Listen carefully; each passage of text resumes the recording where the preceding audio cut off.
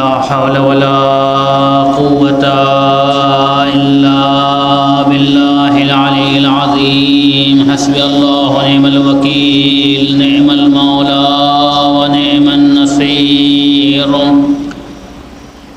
الحمد لله الذي هدانا لهذا وما كنا لنهتدي لولا أن هدانا الله لقد جاءت رسل ربنا بالحق والصلاة والسلام على سيد الأنبياء والمرسلين خاتم النبيين أبي القاسم محمد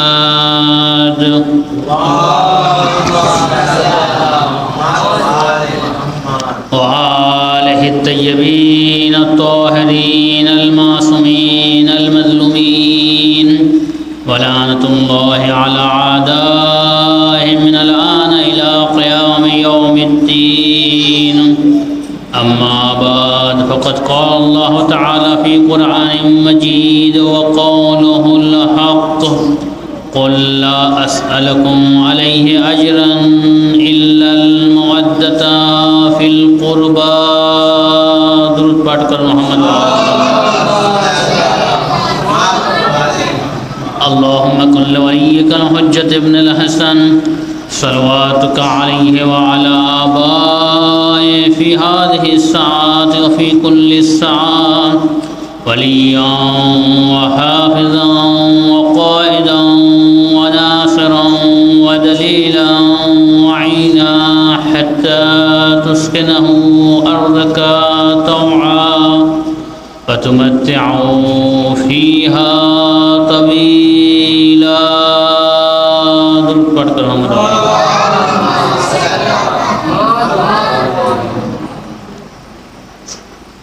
সমস্ত মুমিন ও মুমিনা দুনিয়ায় যত আযাদারানে শহীদ ও শুহাদা রয়েছেন তাদের খিদমতে এবং উলামা সুলাহা মারাজে এবং দ্বীনের খিদমত গুজার যারা রয়েছেন তাদের সকলের খিদমতে বিশেষ করে আমাদের যুগের ইমাম মেহেদী আলাইহিস সালামের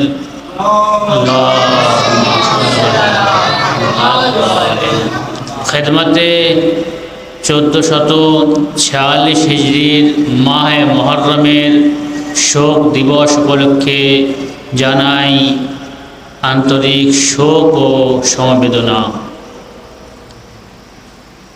মুহররমের চাঁদ উদয় হয়েছে, সারা দুনিয়ায় শোকের ছায়া ঘিরে গিয়েছে এবং শোকের জন্য সকলে নিজের মসজিদে, নিজের ইমাম বারগাতে, হোসাইনিয়াতে, নিজেদের শিক্ষা কেন্দ্রে, যেখানে যেখানে যাদের যে স্থান রয়েছে তারা সকলে কি করছেন না ইমাম হোসেন আলাইহিস সালামের জন্য, ইমাম হোসেনের স্মরণ করার জন্য, তাদের দুঃখে দুঃখিত হওয়ার জন্য তিনি কি করছেন সকলে নিজের স্বস্থানে আযাদারের এবং আযাদারির ব্যবস্থা করেছেন। এই আযাদারি এমন একটি চিরাগ, এমন একটি আলো, এমন একটি প্রদীপ যার মাধ্যমে সারা দুনিয়ায় হোসাইনি পয়গামকে প্রচার করছে। আজকের প্রায় 1400 বছর হয়ে গিয়েছে কারবালার ঘটনা, কিন্তু আজও সেই কারবালার ঘটনাকে স্মরণ করে হোসাইনিরা বর্ণনা করতে থাকেন এবং সেটাকে জীবিত রেখেছেন। কেন? আল্লাহ তাআলা বলেছেন যে ফাযকুরুনি আযকুরুকুম, कि তোমরা আমার জিকির করো, আমার স্মরণ করো, আমি তোমাদের স্মরণ করব।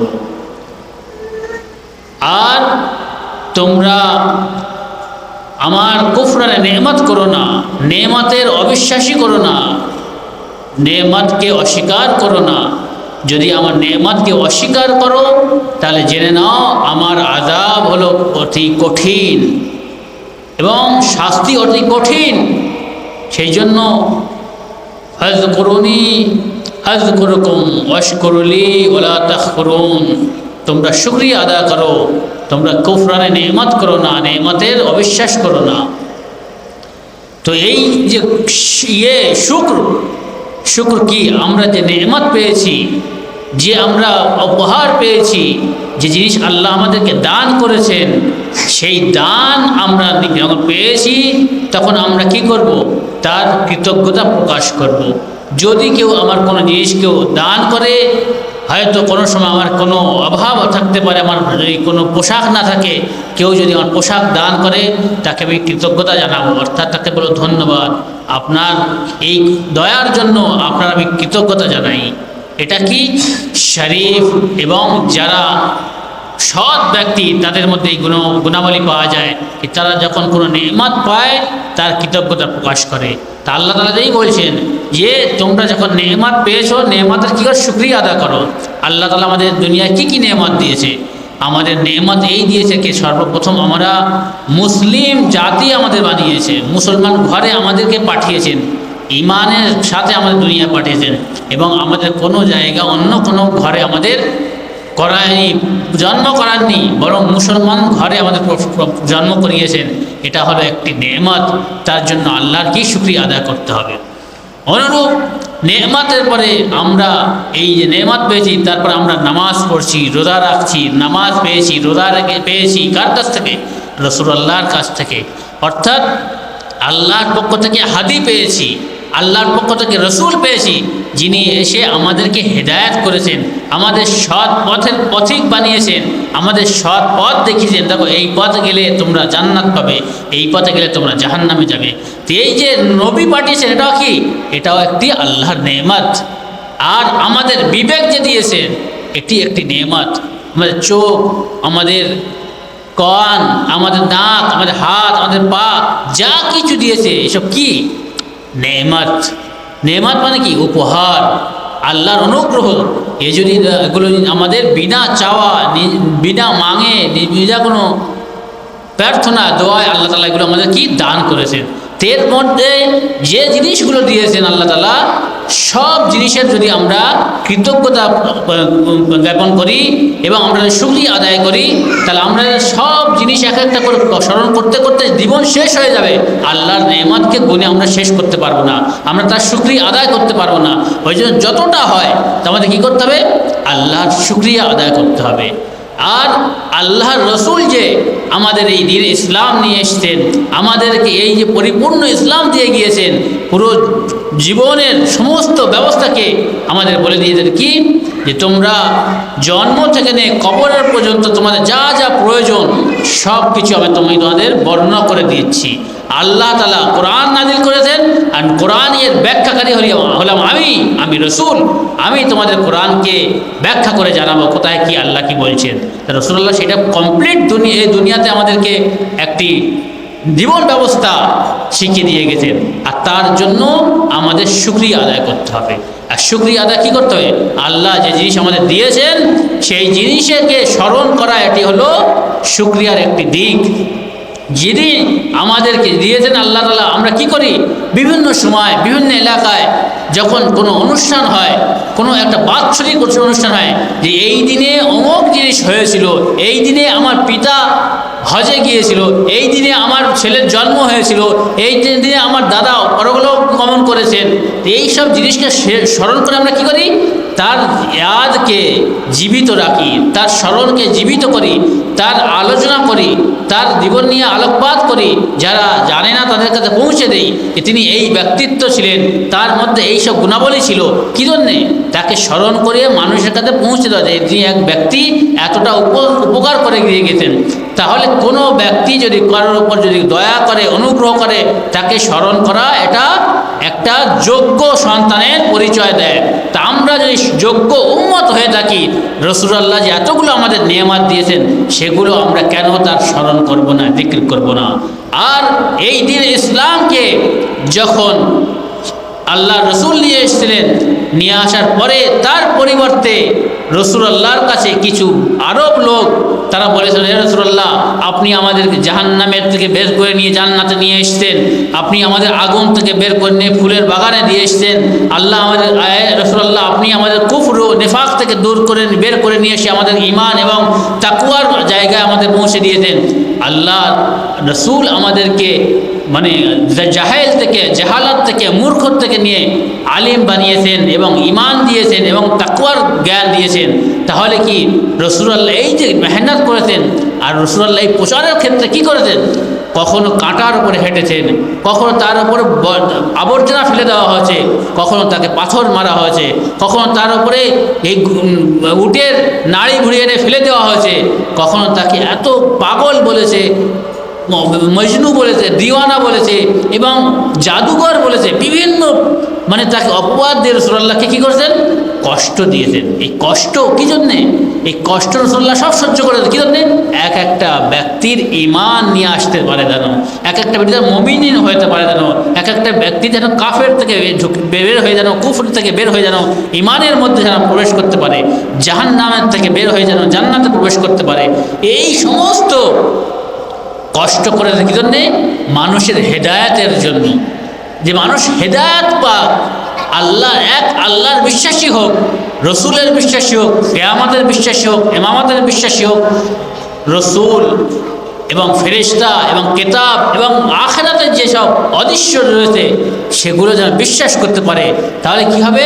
সেটা হলে তাহলে সে মুমিন হবে, আর মুমিন হলে তখন সে আল্লাহর নৈকট্য লাভ করবে, আল্লাহর সন্তুষ্টি অর্জন করতে পারবে। আল্লাহ যার প্রতি সন্তুষ্ট হয়ে যাবে তাকে আল্লাহ জান্নাতে প্রবেশ করবেন। দুরূদ মুহাম্মদ ওয়া আলি মুহাম্মদ।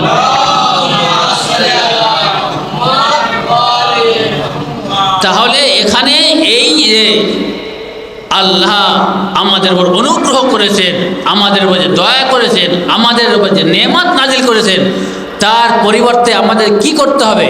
তার পরিবর্তে আল্লাহকে আমাদের স্মরণ করতে হবে। আর তার স্মরণ করার জন্য সর্বোত্তম উপায় হলো 5 মর্তবা নামাজ পড়া এবং তার সাথে সাথে সমস্ত জিনিস যেটা দিয়েছেন সেটা বছরে একবার রোজা রাখা, জীবনে একবার হজ যদি ওয়াজিব হয়ে যায়, সে যদি হজের যাওয়া আসার যদি খরচা তার এসে যায়, তাকে হজ জীবনে একবার ওয়াজিব হয়ে করেছেন আল্লাহ তাআলা, তাহলে তাকে হজে যেতে হবে। অনুরূপ তাকে জাকাত দিতে হবে, জাকাতের যে বন্টন, যে মাল তার যদি তত এসে যায়, 748 কিলো যদি ধান হয়, শস্য হয়, তার 10 ভাগের 1 ভাগ দিতে হবে। অনুরূপ খোমস আছে, কিছু জিনিসের উপরে খোমস দিতে হবে। এরকম যখন জেহাদের দরকার হবে, যুদ্ধ দরকার হবে কুফরদের কাফিরদের বিরুদ্ধে, তখন জেহাদ করতে হবে। এসব জিনিস কি? এগুলো আল্লাহ তাআলা আমাদেরকে দান করেছেন, এগুলো আমাদেরকে মেনে চলতে হবে। তাহলে এর পরিবর্তে কি আল্লাহ যেগুলো আমাদের দান করেছেন তার পরিবর্তে আমাদের এগুলো আদায় করতে হচ্ছে, এটা হলো শুকরিয়া। যদি আমরা এগুলো করে থাকি তাহলে আমরা নিজের কর্মের মাধ্যমে কী করছি? আল্লাহর কৃতজ্ঞতা প্রকাশ করছি, আল্লাহর শুকরিয়া করছি, আল্লাহর নেয়ামতের প্রতিদান আমরা দেওয়ার চেষ্টা করছি। প্রতিদান দেওয়া যাবে না, কিন্তু আমরা চেষ্টা করছি আল্লাহ যেগুলো আহকাম আমাদেরকে বলেছেন, যেগুলো আমাদেরকে করতে বলেছেন, সেগুলো করছি। তাহলে এর মাধ্যমে যখন আল্লাহ স্মরণ করছি, আল্লাহ তারপরেও বলতেন তোমরা আমার স্মরণ করো, আমি তোমার স্মরণ করব। তাহলে এখানে দেখছি দ্বীন ইসলামকে যখন কমপ্লিট করে রাসূলুল্লাহ চলে গেলেন, কবে? গাদির রকমের ময়দানে যখন রাসূলুল্লাহ আলী আলাইহিস সালামকে 2 হাতে তুলে বলেছিলেন যে আমি তোমাদের মাঝে যখন থাকবে না, এই আলী তোমাদের মাঝে থাকবে, আর এর তোমরা অনুসরণ করবে। আমার অবর্তমানে তোমাদের ইমাম হলো হযরত আলী। দুরূদ পাঠ করে মুহাম্মদ ওয়া আলি মুহাম্মদ। তাহলে এই যে নেয়ামত দিয়েছেন যে আমার অবর্তমানে 12 জন ইমাম হবে, আর 12 জনের প্রথম কে? হযরত আলী, লাস্ট হবে কি? ইমাম মেহেদি। এই 12 জনের খলিফা, 12 জনের যে ইমাম, 12 জন যে আমির, তোমাদের যে মাওলা হবে, এই কর্তা হবে, এই 12 জনকে তোমাদের মানতে হবে।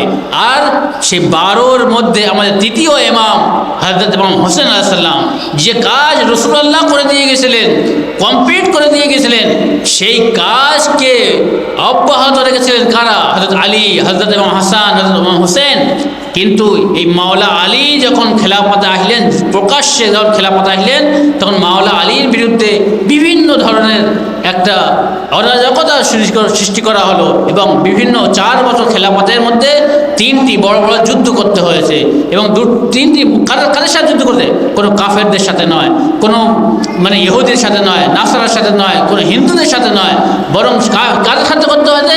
মুসলমানদের সাথে করতে হয়েছে। মুসলমানরা রাসূলুল্লাহর বিরুদ্ধে এসে, হযরত আলী আলাইহিস সালামের বিরুদ্ধে এসে যুদ্ধ করতে লাগলো এবং তাতে কয়েক হাজার সাহাবী মারা গেল।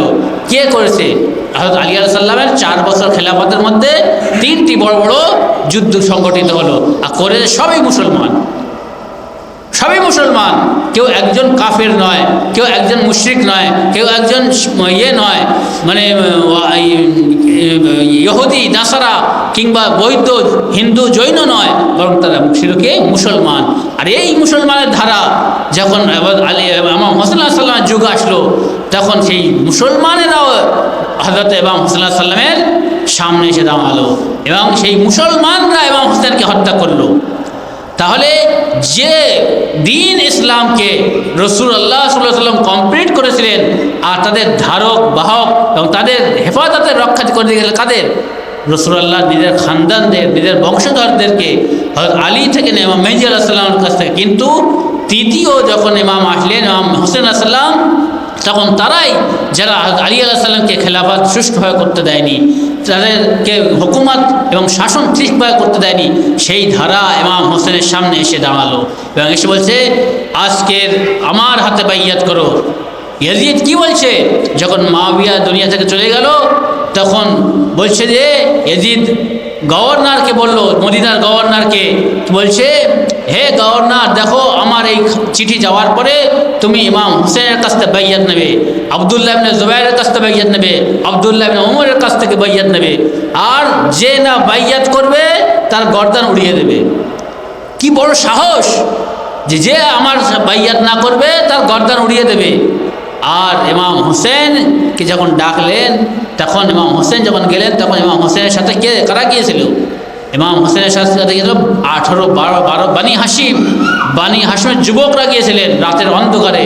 যখন ইমাম হোসেনকে ডাকছে মদিনার যেই গভর্নর, তখন ইমাম হোসেন বলছে, এই রাতের বেলা কেন ডাকছে? নিশ্চয়ই মুআবিয়া মারা গিয়েছে এবং নিশ্চয় কোনো ঘটনা ঘটেছে যে আমার ডাকছে কী জন্যে। তখন ইমাম হোসেনকে একা ছাড়েনি, ইমাম হোসেনের সাথে বানি হাশিমের জওয়ানরা, যুবকরা রাতের অন্ধকারে পাহারা দিয়ে নিয়ে গিয়েছিল। যখন ইমাম হোসেন ভেতরে গেলেন আর যুবকদেরকে বাইরে দাঁড় করে দিলেন কি যদি ভেতরতে কোনো আওয়াজ আসে তো তোমরা আগে চলে আসবে, আর যদি কোনো আমি আওয়াজ যখন দেবো তোমরা ভেতরে চলে আসবে, বলবে যে কোনো অঘটন ঘটছে। তখন ইমাম হোসেন যখন গেল, তখন বলছে কি যে মুআবিয়া মারা গিয়েছে, ইয়াজিদের চিঠি এসছে, ইয়াজিদ আপনার কাছ থেকে বাইয়াত চেয়েছে, আপনি যদি বাইয়াত করেন তো ভালো, আর যদি বাইয়াত না করেন আপনার গর্দান এখানে উড়িয়ে দেবো। তখন হযরত মুহাম্মদ সাল্লাল্লাহু আলাইহি ওয়াসাল্লাম আওয়াজ দিলেন, কার শক্তি আছে আমার এখানে হত্যা করবে, আমার গর্দানকে তুলবে? তখন বাইরে থেকে সব বানি হাশিমের যুবকরা সব ভেতরে বুঝতে পারলো যে ইমাম হোসেনের কাছ থেকে বাইয়াত চাচ্ছে। তখন ইমাম হোসেন বাইয়াত করলো না। তখন ইমাম হোসেন কী বললেন? যে বললেন যে দেখো, আমার মতো ব্যক্তি ইয়াজিদের মতো ব্যক্তির হাতে বাইয়াত করতে পারে না। অর্থাৎ আমার নানা রসুল, আমার নানা হলেন হযরত মুহাম্মদ মুস্তাফা সাল্লাল্লাহু আলাইহি ওয়াসাল্লাম, আমার পিতা হলেন শেরে খোদা মাওলা আলী আলাইহিস সালাম, এবং আমার মাতা হলে জান্নাতের সর্দারিনী, মহিলাদের জান্নাতের রমণীদের সর্দারিনী এবং দুনিয়া এবং আখিরাতের রমণীদের সর্দারিনী ফাতেমা জাহরা সাল্লাল্লাহু আলাইহা। আমার ভাই হলেন হাসান, জান্নাতের যুবকদের সর্দার। আমি নিজেও হলাম স্বয়ং জান্নাতের যুবকদের সর্দার। আমার মতো ব্যক্তি, যার ইয়াজিদের মতো ব্যক্তি, যার নানা দাদা হলো আবু সুফিয়ান, সারা জীবন যুদ্ধ করে রাসূলুল্লাহর সাথে, মুআবিয়া হলো তার বাপ, যে সর্বদা আলী আলাইহিস সালামের সাথে যুদ্ধ করে ইমাম হাসানকে শহীদ করেছে। সেই মুআবিয়ার ছেলে পুত্র ইয়াজিদ, যে বানর নিয়ে খেলা করে, সে নারীদের সাথে খেলা করে, সে নিজেকে মানে জেনা, ব্যভিচার, অত্যাচার এবং সব কিছু করে, মদ গাঁজা এবং সব কিছু সে করে। তার মতো ব্যক্তির সাথে আমার মতো ব্যক্তি কোনোদিন বাইয়াত করতে পারে না। তাহলে ইমাম হোসেন কি বলেছেন যে আমার মতো ব্যক্তি ইয়াজিদের মতো ব্যক্তির সাথে বাইয়াত করতে পারে না, তার হাতে নিজেকে সঁপে দিতে পারে না। বাইয়াত মানে কি? বেচে দেওয়া। ব্যয় মানে কি? ব্যয় হলো মানে বেচা, ব্যয় থেকে বাইয়াত। অর্থাৎ আমি তোমার হাতে হাত দিলাম, হাত দিলে বলে তুমি যা বলবে তোমার কাছে মাথা নত করে স্বীকার করে দিলাম, তোমার বশ হয়ে গেলাম, তোমার আমি আন্ডার হয়ে গেলাম, তুমি যা বলবে আমি মেনে নিলাম। বাইয়াত মানে নিজেকে বেচে দেওয়া আর তার আত্মসমর্পণ করা, তিনি যা বলবে সেটাকে মেনে নেওয়া, তাকে বলে বাইয়াত। তো ইমাম হোসেনের কাছ থেকে বাইয়াত চেয়েছিলেন। ইমাম হোসেন বলেন আমি ইয়াজিদের সাথে বাইয়াত করবো, এ কথা বলেনি। এটা যদি বলতেন তাহলে সীমিত হতো যে ইমাম হোসেন ইয়াজিদের সাথে বাইয়াত করতে অস্বীকার করতেন। কিন্তু ইমাম হোসেন পুরো একটি ঐতিহাসিক একটি বাক্য বললেন কি, আমার মতো ব্যক্তি ইয়াজিদের মতো ব্যক্তির সাথে বাইয়াত করতে পারে না। মানে আমার চরিত্র যার মধ্যে থাকবে, আমার মতো গুণাবলী যার মধ্যে থাকবে, ইয়াজিদের মতো গুণাবলী লোকের সাথে জীবনে কোনো দিন বাইয়াত করতে পারে না। সেই যে রেখা টেনে দিয়ে গেছেন, সেই যে মানদণ্ড করে দিতেন, সেই যে একটি নির্ধারণ একটা কায়দা কুল্লি করে দিয়ে গেছেন যে ইমাম হোসেনের মতো চরিত্রবান ব্যক্তি যারা হবে, আদম থেকে নিয়ে ইমাম মেহেদী আলাইহিস সালাম পর্যন্ত যারা ইমাম হোসেনের পথে থাকবেন, তারা এই শয়তান, নমরুদ, তারপরে যারা রয়েছে আবু সুফিয়ান ও মুআবিয়া ও ইয়াজিদ, এদের হাতে বাইয়াত করতে পারে না। এরা হলো একই ক্যাটাগরির লোক যারা সর্বদা রাসূলুল্লাহর বিরুদ্ধে এসছে, ইমামের বিরুদ্ধে এসছে, এবং ইমাম হোসেনের বিরুদ্ধে কে এসছে? ইয়াজিদ এসছে। তাহলে ইমাম হোসেন কি বললেন? আমার মতো ব্যক্তি ইয়াজিদের মতো ব্যক্তির সাথে বাইয়াত করতে পারে না, আদমের মতো ব্যক্তি শয়তানের সাথে বাইয়াত করতে পারে না, হযরতে ইব্রাহিম মতো নবী নমরুদের সাথে বাইয়াত করতে পারে না, হযরত মুসা আলাইহিস সালামের মতো নবী কার সাথে? ফেরাউনের সাথে বাইয়াত করতে পারে না। অনুরূপ হযরতে মুহাম্মদ মুস্তাফা সাল্লাল্লাহু আলাইহি ওয়াসাল্লাম কোনোদিন আবু সুফিয়ানের সাথে বাইয়াত করতে পারে না। যুদ্ধ করবেন কিন্তু বাইয়াত করবেন না। দুরূদ পাঠ করে মুহাম্মদ। অনুরূপ আলী আলাইহিস সালাম যুদ্ধ করেছেন, বাইয়াত করেননি। ইমাম হোসেন যুদ্ধ করেছেন, বাইয়াত করেন। দুরূদ পাঠ করে মুহাম্মদ ওয়া আলে মুহাম্মদ। এই যে স্মরণ করা হচ্ছে, ফাযকুরুনি আযকুরুকুম, আল্লাহ তাআলা কি বলছেন? তোমরা আমার স্মরণ করো, আমি তোমাদের স্মরণ করব। ইমাম হোসেন কি করেছেন? ইমাম হোসেন আল্লাহকে স্মরণ করেছেন, আর এমনভাবে স্মরণ করেছেন, এমন পরিস্থিতি স্মরণ করেছেন, সেই নজির দুনিয়ায় কোনো জায়গায় নেই। সেই জন্য আজকের ইমাম হোসেনের যেভাবে স্মরণ করা হয় পুরো দুনিয়াতে, আর কারো স্মরণ করা হয় না। হযরত ইব্রাহিম আল্লাহকে স্মরণ করেছিলেন, ইব্রাহিমের স্মরণ আজও আল্লাহ তাআলা আমাদের মাধ্যমে করাচ্ছেন কিনা? প্রতি বছর যে আমরা কোরবানি দিই, কার ইয়াদ, কার স্মরণ? ইব্রাহিমের স্মরণ। ইব্রাহিমের কাছে এক একটি করে প্রশ্ন, এক একটি করে পরীক্ষা নিয়েছেন আল্লাহ তাআলা। কিভাবে? কখনো বলছেন হে ইব্রাহিম, তোমার এই নমরুদের আগুনে তোমার পড়তে হবে। ইব্রাহিম বলছে আল্লাহ আমি তৈরি আছি, আমি নমরুদের আগুনে যাব, কিন্তু নমরুদের হাতে বাইয়াত করব না। বলছেন যে ইব্রাহিম দেখো, তুমি যখন এই পরীক্ষা পাশ করে তোমার উত্তীর্ণ করে দিলাম, কিন্তু তোমার এরপরে আরো পরীক্ষা রয়েছে। তুমি আরো যদি বড় পদমর্যাদা যেতে চাও, তোমার পরীক্ষা দিতে হবে। কি করতে হবে? যাও খানা কাবায়, যাও সেখানে, সেই মক্কা মরুভূমিতে, সেখানে আল্লাহর ঘর রয়েছে। সেই ঘরের ওখানে কোনো গাছ নেই, কোনো ছায়া নেই, কোনো ঘর নেই, কোনো মাথা ঢাকার কোনো ছাদ নেই। সেখানে যাও, ছোট্ট ইসমাইলকে আর হাজরাকে সেখানে ছেড়ে দিয়ে তুমি চলে যাও, তোমার জায়গা তুমি চলে যাও, ফিলিস্তিনে চলে যাও। কিন্তু তুমি জানো ওখানে থেকো না। নিজের বিবি বাচ্চাকে মরুভূমিতে রেখে যাওয়া কি সহজ? কি বিরাট বড় কঠিন পরীক্ষা। আগুনের ভেতরে গেলেন, গুলজার হয়ে গেল। এখানে নিজের স্ত্রী এবং বাচ্চাদেরকে ছেড়ে চলে যাচ্ছেন আল্লাহর ওপর ভরসা করে। আল্লাহ আদেশ দিয়েছেন, চলে গেলেন। এইরকম ইমানদার এবং এইরকম ইয়াকিন এবং বিশ্বাস কার ছিল? এবার ইব্রাহিম। ওই জন্য ইব্রাহিমের স্মরণ করা হচ্ছে আজ। নবীদের মধ্যে ইব্রাহিম যত বড় বড় কঠিন যে পরীক্ষা দিয়েছে, আর কেউ দেয়নি। এই পরীক্ষাকে আল্লাহ তাআলা পরিবর্তন করেছেন জিবে আজিম। নিজের কখনো বলছে এই ইব্রাহিম যাও, নিজের এই ইসমাইল এবার নিজের এই দুলারাকে, নিজের জানের টুকরাকে, নিজের কলিজার টুকরাকে যাও নিজের হাতে গিয়ে কুরবানি করো। বলুন কে আছেন আপনাদের মধ্যে নিজের সন্তানকে নিজের হাত দিয়ে কোরবানি করবেন? বলুন কে আছে? এত বড় পরীক্ষা আল্লাহ ইব্রাহিমের কাছ থেকে নিয়েছেন। নেওয়ার পর আল্লাহ তাআলা বলছেন, যাও ইব্রাহিম, তোমায় আজকে তোমার ছেলেকে আমি বাঁচিয়ে দিলাম, দিয়ে আমি জুম্বাকে জান্নাত থেকে এনে তাকে জবাই করে দিলাম, কিন্তু তুমি তোমার নিজের সেই পরীক্ষাকে তুমি সম্পূর্ণ করে দেখিয়েছো।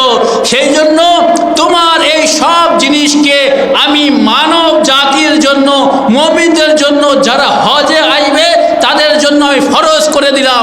দেখো হাজরা দৌড়েছিল কি জন্য? হযরত ইসমাইলের পানির জন্য। 7 বার এদিকে 7 বার ওদিকে, সাফা আর মারওয়া দুই পাহাড়ের মাঝে দৌড়েছিলেন। কে? হযরত হাজরা বিবি। সেটাকে আজও প্রত্যেক ব্যক্তি হাজিদের জন্য আল্লাহ তাআলা কি করলেন? ওয়াজিব এবং ফরজ করে দিয়েছে। হে হাজিরা, তোমরা যখন যাবে হজ করতে, হে মা হাজরার অনুসরণ করো। যদি এটা না করো তোমাদের হজ কমপ্লিট হবে না। তাহলে এখানে রাসূলুল্লাহ যে হজ করেছেন হযরত ইব্রাহিমেরকে স্মরণ করেছেন, যত নবী এসেছেন ইব্রাহিমকে স্মরণ করেছেন, এবং যত দিন পর্যন্ত এই মানব জাতি থাকবে মুসলমানরা হজ করতে যাবে হযরত ইব্রাহিমকে স্মরণ করবে। শুধু ইব্রাহিমের জন্য নয়, হযরত ইসমাইলের জন্য, হযরত হাজরার জন্য, এবং হযরত ইসমাইলের পা লেগে যে পা ছটকেছিলেন, পা আঙুল লেগে গুল্লি লেগে যেখানে পানি বের হয়েছিল জমজম, সে পানিকে বরকতময় পানি বানিয়েছেন, সে পানিকে পবিত্র পানি বানিয়েছেন। সে পানি হাজিরা পান করেন এবং সারা দুনিয়ায় নিয়ে যান, যে যেটাকে বন্টন করেন। তাহলে সেই পানিকে কেউ বলে না শিরক। হযরত ইব্রাহিমের সন্তানকে যখন হত্যা করলেন, যখন জবাই করলেন, তখন বললেন, হে ইব্রাহিম, দেখো তোমার এই জিনিসকে আমি সারা জীবন, সারা কিয়ামত পর্যন্ত, সারা দুনিয়া যতদিন থাকবে ততদিন পর্যন্ত এটাকে আমি জীবিত রাখবো। তুমি আমাকে স্মরণ করেছো, আমি তোমাকে স্মরণ করছি। তো ইব্রাহিম আলাইহিস সালামের এই সন্তানদের, যারা হজে যেতে পারবে না তাদের জন্য বলা হয়, যাও নিজের বাড়িতে কোরবানি করো, ইব্রাহিমকে স্মরণ করো। ইব্রাহিমকে ভুলে গেলে হবে না। কেন? ফাযকুরুনি আযকুরুকুম, আমার স্মরণ করো, আমি তোমাদের স্মরণ করব। তাহলে আল্লাহকে স্মরণ করেছিলেন সর্ববেশি করে কে? হযরত ইব্রাহিম। বড় বড় পরীক্ষা দিয়েছেন এবং সে পরীক্ষা পাশ করে দেন। সেই জন্য আল্লাহ তাআলার ওপরে এটা হয় যে তুমি আমার স্মরণ করো তো আমি তোমার স্মরণ করব। সেই জন্য তো আজকের সারা দুনিয়ায় বকরা ঈদে যখন হয়, তখন কিছু হোক না হোক, 7 ভাগ হোক 10 ভাগ হোক কোরবানি দিতে হবে। কি জন্য? ইব্রাহিম আলাইহিস সালামের ছেলে জিন্দা আছে, ইব্রাহিমের ছেলে জিন্দা হয়ে গেছে, দুম্বা হয়ে গেছে। সেই পরীক্ষাকে সামনে রেখে, সেই স্মরণকে সামনে রেখে আজকের আমরা কোরবানি দেই। তাহলে আল্লাহ তাআলা কি বলছেন? যখন ইব্রাহিমের সন্তানকে বাঁচিয়ে নিলেন, তখন ফাদায়নাহু বিযিবহিন আযীম, আমি এই ফাদিয়া দিলাম একটা অন্য বড় একটি বিরাট মহান একটি জেভার মাধ্যমে। আর সে কি জেভা মহান আযীমকে? আযীম এবং মহান যে কোরবানি, সেটা হলেন ইমাম হুসেন আলাইহিস সালাম। অর্থাৎ হযরত ইসমাইলকে বাঁচিয়ে নিয়ে হযরত হুসেন আলাইহিস সালামকে কোরবানিকে আল্লাহ তাআলা কবুল করেছেন। বলছে একে ফিদিয়া বানালাম একটি মহান কোরবানির জন্য। আর সেই জিবহিন আযীম হলেন হযরত ইমাম হুসেন আলাইহিস সালাম। ইমাম হুসেন আলাইহিস সালাম কীভাবে স্মরণ করেছেন? সেই জন্য দুনিয়াতে আজ সব জায়গায় ইমাম হোসেনের মহরমের চাঁদ উদয় হতেই কি হলো? সব জায়গায় কালো ফর্শ, কালো বিছানা এবং শোকের ছায়া চারদিকে ছড়িয়ে পড়লো এবং চারদিকে কালো পোশাকে বিছিয়ে গেল। কি জন্য? ইমাম হোসেন আল্লাহকে স্মরণ করেছেন। কি কঠিন অবস্থায় আল্লাহকে স্মরণ করে জানেন? নিজের বাচ্চাদেরকে নিয়ে গেছেন কারবালার মরুভূমিতে, কেউ নেই, মরুভূমি, পানি রয়েছে কিন্তু এদিদের সৈন্যরা পানি বন্ধ করে দিয়েছে। খেমা পানির ধারে লাগিয়েছিল, তাঁবু পানির ধারে লাভিয়েছিল, কিন্তু ইয়াজিদের সৈন্য এসে বললো এখান থেকে খাইমা তুলে দূরে লাগাও, পানির কাছে তোমরা খাইমা বানাতে পারবে না, তোমরা তাম্বু লাগাতে পারবে না, যাও দূরে নিয়ে চলে যাও। কত কঠিন! বাচ্চাদেরকে নিয়ে গেছেন, পরিবারদেরকে নিয়ে গেছেন বিদেশে, আর তাম্বুতে থাকছেন, খাওয়া দাওয়া থাকা কত কঠিন। তখন উঠে করে নিয়ে যাচ্ছেন, কোথায় কি খাবে, কোথায় কি পরবে, কোথায় থাকবে, কিভাবে রাত কাটাবে, কোনো ঠিক নেই। সেই অবস্থায় কোথায় গেছে? মরু কারবালায়। আর সেই কারবালায় গিয়ে কত কঠিনভাবে আল্লাহকে স্মরণ করলেন। ইয়াজিদ চেয়েছিল, কি বলেছিল ইয়াজিদ? যে দুনিয়াতে কোনো আল্লাহ বলে কেউ নেই, দুনিয়াতে কোনো নবী আসেনি, কোনো কিতাব নাজিল হয়নি, কোনো ওয়াহি নাজিল হয়নি। এর তো বানি হাসিমের একটা খেলা ছিল, একটা পরিকল্পনা ছিল, একটা রাজ ছিল, একটা ক্ষমতা নিজের হাতে নেওয়ার জন্য একটা পরিকল্পনা ছিল, ষড়যন্ত্র ছিল। সেই ষড়যন্ত্র করে নিজের হাতে খলিফা, নিজের হাতে খেলাফত, নিজের হাতে রাজত্ব, নিজের হাতে মামলুকিয়াত, নিজের হাতে কি, নিজের হাতে রাজত্ব রাখার জন্য এটা খেলা খেলেছে। কোনো নবী নাজিল আসেনি, কোনো ওহী নাজিল হয়নি, কোনো কিতাব আসেনি। তাহলে কত জঘন্য! এই বাক্য থেকে বোঝা যায় যে ইয়াজিদের মধ্যে কোনো একটু পরিমাণ কোনো ঈমান ছিল না, ইসলাম ছিল না, কোনো মুসলমানের কিচ্ছু ছিল না। এই থেকে বোঝা যায় ইয়াজিদ এক নম্বর কাফের, মুশরিক এবং আল্লাহ বিরোধী, রসুল বিরোধী, দিন বিরোধী, ইসলাম বিরোধী। এই বাক্য থেকে বোঝা যায় ইয়াজিদ এক নম্বর কাফের ছিল, এক নম্বর মুশরিক ছিল, তার মধ্যে যার্রা বরাবর কোনো ঈমানের অঙ্গ ছিল না। সেই ইয়াজিদ ইমাম হুসেনকে হত্যা করেছে কত কঠিনভাবে। আর সেই কঠিনের বারে একটার পর একটা ইমাম হুসেন প্রত্যেক মারহালায়, প্রত্যেক জায়গায় আল্লাহকে স্মরণ করেছেন, এক কোরবানি দিয়েছেন। কখনো নিজের ভাইকে, কখন নিজের সন্তানকে, কখন নিজের ভাইয়ের সন্তানকে, কখন নিজের সাহাবাকে, কখন নিজের সাথীকে, কখন নিজের ছোট্টবেলার বন্ধু হাবিব ইবনে মাদাহিরকে, কখনো নিজের বোনের সন্তান অন মোহাম্মদকে এমনভাবে শহীদ করিয়েছেন, এমনভাবে যুদ্ধ করিয়েছেন যে একটা পর একজন মাত্র কয়েক ঘন্টার মধ্যে লাশ কাঁড়ি হয়ে গেছে। ৭১টি লাশ হযরত ইমাম হোসেন একা বয়েছেন। বয়স যার ৫৭ বছর বয়স, তিনি সেই ৩ দিন ভুকা পিপাসায় এত বড় কঠিন যে পরীক্ষা দিয়েছেন, সে পরীক্ষা দুনিয়ায় কেউ দিতে পারেনি, আর কিয়ামত পর্যন্ত কেউ দিতেও পারবে না। সেই জন্য আল্লাহ তাআলা ইমাম হোসেনের স্মরণকে জীবিত রেখেছেন, ইমাম হোসেনের স্মরণকে জীবিত রেখেছেন। আর ইমাম হোসেনের স্মরণকে এমনভাবে জীবিত রেখেছেন, তার নাম আসার সঙ্গে সঙ্গে চোখ থেকে অশ্রু পড়ে, তার মর্মান্তিক কাহিনী শুনলে অন্তর কেঁদে ওঠে, তার কথা শুনলে সাধারণ মানুষের বুক কেঁপে ওঠে যে ইমাম হোসেন কি অবস্থায়, খেতে পারেনি তারপরেও আল্লাহকে স্মরণ করেছেন। নিজের মুখ পানি নেই, শুকিয়ে গিয়েছে, জিভ ফেটে গিয়েছে। জানেন, মানুষ যদি একদিন না পানি খায়, দুদিন যদি পানি না খায়, মানুষের জিভ আস্তে আস্তে আটা হয়ে যায়, জিভ শুকিয়ে যায়, গলার যে থুতু আছে শুকিয়ে যায়, আস্তে আস্তে জিভ শুকিয়ে যায়। এমন হতে হতে ২-১ দিন ৩ দিন পরে জিভে ঠোঁট কি হয়, ফাটতে শুরু করে, ফাটে। আর ইমাম হোসেনের জানেন জিভ ফেটে গিয়েছিল, এত শুষ্ক ছিল কি জিভ ফেটে রক্ত বের হচ্ছিল। মানুষের শরীরে যখন পানি থাকে না, মানুষের শরীরে কত ভাগ পানি থাকে? মানুষের শরীরে ৩ ভাগের মধ্যে ২ ভাগ পানি থাকে। পানি না থাকলে মানুষের জীবন থাকে না। আর ইমাম হোসেন এত পিপাসিত ছিলেন, সব থেকে বেশি পিপাসিত ছিলেন ইমাম হোসেন। ইমাম হোসেনের জিভ ঠোঁট ফেটে রক্ত বের হচ্ছিল, এত শুষ্ক। জানেন, যখন ইমাম হোসেনের কাছে হযরত আলী একবার যুদ্ধে গেলেন, যুদ্ধ করতে ফিরে আয় এত তৃষ্ণা পেয়েছে, এত পিপাসা পেয়েছে, তখন ফিরে বলছে, হে রাসূলুল্লাহ, হে আপনার রাসূলুল্লাহ, হে আল্লাহ সন্তান, আল্লাহ রসুলের সন্তান, হে বাবা হোসেন, হে বাবা, আমার একটু পানির ব্যবস্থা করে দিন।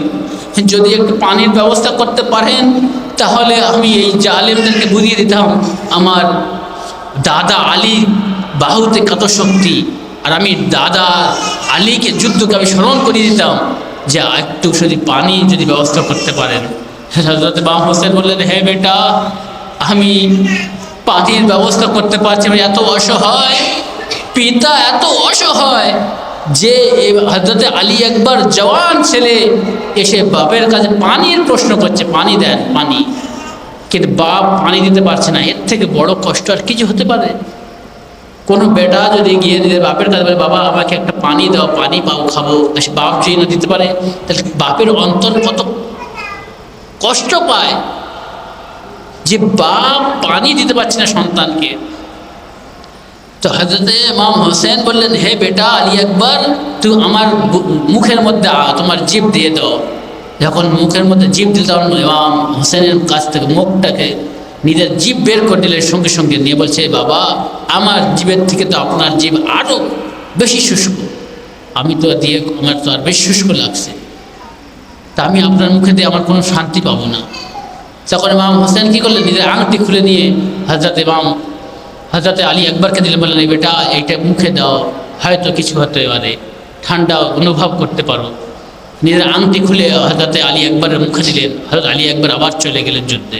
মানে এইরকম পরিস্থিতিতে একের পর এক সকাল থেকে নিয়ে আসর পর্যন্ত কটি লাশ, কারোর বাড়ির বাড়িতে একটা মাইয়াত হয়ে যায়, মাইয়াত বাড়ির লোক সব পরেশান হয়ে যায়, কারোর বাড়িতে দুটো একসাথে যদি মাইয়াত হয়ে যায় আরও পরেশান হয়ে যায়, কারোর বাড়িতে 3টে 4টে 5টা যদি মাইয়াত হয়ে যায়, আর যদি অ্যাক্সিডেন্ট হয়ে যায়, কারোর যদি রক্তাক্ত অবস্থায় বাড়িতে লাশ আসে, তার মার কি হবে, তার বাপের কি হবে, তার বোনের কি অবস্থা হবে, তার ভাইয়ের কি অবস্থা হবে, নিজের ভাইদের যদি কারো কাটা মাথা অবস্থায় দেখে কি হবে।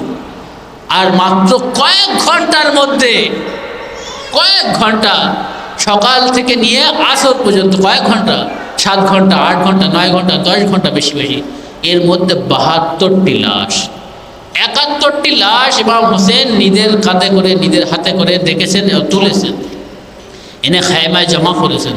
তাহলে বলুন এইরকম কঠিন পরিস্থিতি কার আছে দুনিয়াতে? দুনিয়াতে কারোর এই কঠিন পরিস্থিতি পরীক্ষা ইমাম হোসেন ছাড়া কেউ দেয়নি। সেই জন্য ইমাম হোসেনের এই জিক্রে আজ পর্যন্ত জীবিত আছে, কিয়ামত পর্যন্ত জীবিত থাকবে।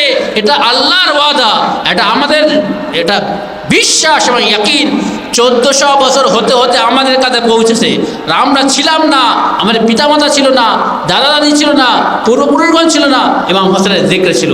তারা এসছেন, জিক্রে আসে, তারা চলে গিয়েছেন, জিক্র হচ্ছে, আমরাও চলে যাব। কিয়ামত পর্যন্ত জিক্র চলবে। যতদিন ইব্রাহিমের জিকির চলবে ততদিন ইমাম হোসেনের জিকির হবে। কেননা ইব্রাহিমের সন্তানকে ফিরিয়ে দেওয়া হয়েছিল ইমাম হোসেনের কোরবানির মাধ্যমে। আর এটা চলতে থাকবে, আর দিনের পর দিন এটা বিস্তারিত হবে পুরো দুনিয়ায়। পুরো দুনিয়া যতদিন না বিস্তারিত হবে ততদিন এই চলতে থাকবে, চলতে থাকবে। প্রতিদিন, প্রতি বছর, প্রতি মহরম মাসে কয়েক কয়েক হাজার লোক তাদের অন্তর দৃষ্টি খুলে যায়, তারা ইমাম হোসেনের সাথে এই কাফেলায় যুক্ত হয়। এবং ইমাম হোসেনের এই কাফেলায় যুক্ত হয়ে আজকে সারা দুনিয়ায় তারা আজাদার হয়ে আজাদারি করছেন এবং শোকানুষ্ঠান পালন করছেন। তা আজকের সেই দিন, যেই আজকের প্রথম তারিখ যে অতিবাহিত হলো, জানেন হযরত ইমাম হোসেন যখন মদিনা থেকে যখন আসছিলেন, মদিনা থেকে যখন মক্কার উদ্দেশ্যে বের হচ্ছিলেন, মদিনায় তো থাকতে দিলেন না। কেন? ইমাম হোসেনকে হত্যা করার জন্য ইয়াজিদ এবং ইয়াজিদের গভর্নর পিছু লেগে গেল যে ইমাম হোসেনকে হত্যা করে দেব। ইমাম হোসেন বললেন, যদি দরকার পড়ে আমি মদিনা ত্যাগ করে দেব, আমি মক্কায় চলে যাব। ইমাম হোসেন মদিনা ত্যাগ করছেন। জানেন, আমরা যদি আমাদের বাড়ি ছেড়ে যাই আর যদি এটা জানি যে এই বাড়িতে আর ফিরে আসতে পারবো না, আমরা আমার জন্মের স্থানে ফিরে আসতে পারবো না, আমরা আমার গ্রামে আর ফিরে আসতে পারবো না, ইমাম হোসেন জানতেন যে আমি এই মদিনা ছেড়ে যাচ্ছি, মদিনায় আর ফিরে আসতে পারবো না, মদিনা ত্যাগ করে যাচ্ছি, যেখানে মায়ের কবর, যেখানে নানার কবর, যেখানে ছোট্টবেলা থেকে বড় হয়েছে এবং 56 বছর কাটিয়েছেন, সেই জায়গায় মদিনায় রাসূল, যেখানে দুনিয়ার মুসলমানরা সেখানে গিয়ে শান্তি পায়, সেই শান্তির জায়গা থেকে ইমাম হোসেন ফিরে চলে যাচ্ছেন। কোথায় যাচ্ছেন? ত্যাগ করছেন। কোথায় যাচ্ছেন? যে কারবালার উদ্দেশ্যে যাচ্ছে। কিন্তু কারবালার উদ্দেশ্যে যাওয়ার পূর্বে আগে মক্কায় আসলেন। মক্কায় কয়েক মাস ছিলেন, জিলহিজ্জা পর্যন্ত কত তারিখে সফর শুরু করছে জানেন? 28 রজব। রজব মাসের 28 তারিখে ইমাম হোসেন কি করলেন? মদিনা ত্যাগ করলেন। মদিনা ত্যাগ করার আগে পূর্বের রাতে কি করছেন? ইমাম হোসেন নিজের নানার কবরে গেলেন। বলছেন, ভাই নানা, আমি মদিনা ত্যাগ করছি, আমাকে বিদায় দিন, আমি আর ফিরে আসতে পারবো না, আমাকে বিদায় দিন, আমি আপনার ছেড়ে চলে যাচ্ছি। ইমাম হোসেন জানেন যে আর এই ফিরে আসতে পারবো না, আর নবীর সাথে সাক্ষাৎ হবে না, আর নবীর কোনোদিন আর জিয়ারত করতে পারবো না। তাহলে কত কষ্ট আপনারা নিজেদের এটা দিয়ে কষ্ট বসতে পারেন যে আপনি মনে করেন আপনি আমার বাড়ি ছেড়ে চলে যাচ্ছি, নিজের পিতা মাতার সাথে আর সাক্ষাৎ হবে না, নিজের মা দাদা দাদির সাথে আর সাক্ষাৎ করতে পারবো না, নিজের বা গ্রামবাসীদের সাথে আর সাক্ষাৎ করতে পারবে না। তখন কত কঠিন লাগবে, কত কষ্ট লাগবে। তখন এই জায়গা ছেড়ে দিয়ে ইমাম হোসেন জানতেন আমি ফিরে যাচ্ছি, আমি চলে যাচ্ছি, ত্যাগ করছি, বলি না আর আসতে পারবো না। তখন নানার কাছ থেকে অনুমতি নিয়ে মায়ের কাছে গেলেন। মায়ের কবরে গিয়ে বলছেন, মা দুঃখিনী, হে মা, তুমি আমাকে জাতা পিষে পিষে আমাকে মানুষ করেছিলে, আমি হোসেন, তোমার হোসেন, আমি এখান থেকে চলে যাচ্ছি, আমি আর এই মদিনায় ফিরে আসবো না, আমাকে খোদা হাফিজ করেন। ইমাম হোসেন নিজের মায়ের কাছ থেকে বিদায় নিলেন, নিয়ে যখন রওনা হলেন, যখন তার পরের দিন রওনা হচ্ছেন, তখন সুগরা অসুস্থ ছিল। তখন ইমাম হোসেন সুগরাকে রেখে যাচ্ছে মদিনায়। আর সুগরা বলছে, আলী আকবর ভাই, আমাকে নিয়ে যেতে আসবে, আমাকে নিতে আসবে, আমি তো মদিনায় আছি, আমি আসগারকে ছাড়া থাকতে পারি না, আমি আসগারকে নিয়ে খেলা করি, আমি আসগার আমার ছোট ভাই, কত সুন্দর, তাকে নিয়ে আমি কোলে করে ঘুরি, আমি আসগার ছাড়া থাকতে পারবে না। হে আলী আকবর আমার ভাই, আপনি যেখানে যান আপনি এসে আমাকে নিয়ে যেও, আমি বাপের ছাড়া থাকতে পারি না, আমি নিজের মায়ের ছাড়া থাকতে পারি না, আমি আলী আসগারকে ছেড়ে থাকতে পারবো না, আমাকে নিয়ে যাও। আলী আকবর বলেছিলেন, হ্যাঁ বোন সুগরা, আমি আসবো, তোমাকে নিতে আসবো, কিন্তু কারবালার ময়দানে এমন একটি ঘটনা ঘটে গেল, আলী আকবরের আর মদিনায় আসা হলো না এবং সুগরাকে নিয়ে আসা হলো না।